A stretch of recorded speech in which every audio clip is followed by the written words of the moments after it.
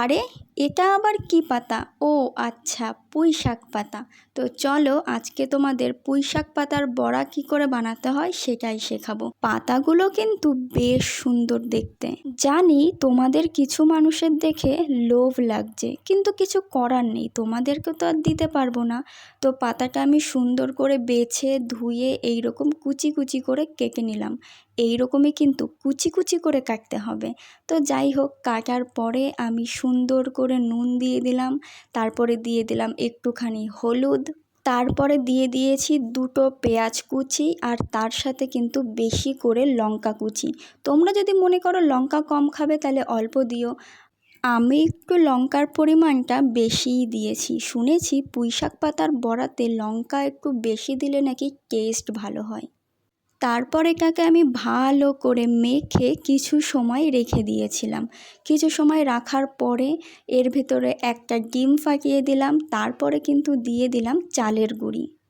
তোমাদের কার কার এই বড়া খেতে ভালো লাগে আমাকে কিন্তু অবশ্যই কমেন্ট করে জানাতে পারো। আমি কিন্তু পুঁই শাক পাতার বড়া জীবনে একবারই খেয়েছিলাম, খেয়ে কিন্তু আমি ভালোই ফল পেয়েছিলাম। তারপর থেকে আর মুখেও নামনি না। তো যাই হোক, এইদিকে কিন্তু আমার মাখা হয়ে গেছে, আর এই রকম ঠিক একদম মাখা মাখা টাইপের করে মাখাতে হবে। তো চলো এবার হচ্ছে ভাজার পালা। আমি পরিমাণ মতন কড়াইতে তেল দিয়ে দিলাম। ও হ্যাঁ, তার আগে কিন্তু কড়াইটা গরম করে নিয়েছি। তারপরে তেলটা দিয়ে আমি সুন্দর করে নাড়তে নাড়তে তেলটাও গরম করে নিলাম। এবার হচ্ছে বড়াগুলো দেওয়ার পালা। আর হ্যাঁ, আমি একটু মজাই করছিলাম, ওটা পুঁই শাক পাতা না, সেটা আমিও জানি আর তোমরাও ভালো করে জানো, ওটা হচ্ছে ভাং পাতা। জীবনে জানো তো আমি একবারই খেয়েছিলাম, সে যে কী রিয়াকশান হয়েছিল, তারপর থেকে আমি মুখেও নামনি না। বাপ রে, খুব বাজে একটা জিনিস এইটা। মানে যে খেয়েছে সেই একমাত্র বলতে পারবে যে এটা খাওয়ার পরে কী দশা হয়।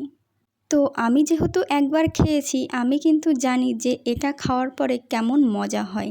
তো তার জন্য সবার মজা দেখব বলে আমি এটা কিছু কিছু মানুষকে করে খাওয়ালাম আজ। কিন্তু হ্যাঁ, এটা খাওয়ানোর পরে তাদের যে কী রিয়াকশান হয়েছে সেটা তো তোমাদের দেখাতে পারলাম না, কিন্তু হ্যাঁ, হাস্যকর রিয়াকশান ছিল তাদের। আর তোমাদের নতুন করে আর কি বলবো, তোমরা ভালো করেই জানো যে এই পাতার বড়া খেলে তারপরে সেই মানুষ কী কী করতে পারে। তো আমি যাদেরকে খাইয়েছিলাম তারাও ঠিক তেমনই করেছিল। কি লোভ লাগছে না বড়াগুলো দেখে? আমারও লাগছে, কিন্তু কি আর করা যাবে, খেতে তো পারবো না। তো চলো, বড়া এদিকে আমার পুরো রেডি, আর আমি একটা হাতে নিয়ে নিয়েছি। চলো এবার খাওয়া যাক। এবার এটাকে মুখের মধ্যে চালান করে আমি বলবো যে কেমন লাগছে বড়াটা খেতে। আরে কি ভাবছো আমি খাবো? সেই তো প্রথম থেকেই বলে যাচ্ছি, এর রিয়াকশান কেমন আমি ভালো করেই জানি। আমি এটা খাবো না, এটা খেলে আমি পাগল হয়ে যাব। তো চলো, এটা যাদের জন্য বানিয়েছি তাদেরকে দেওয়া যাক।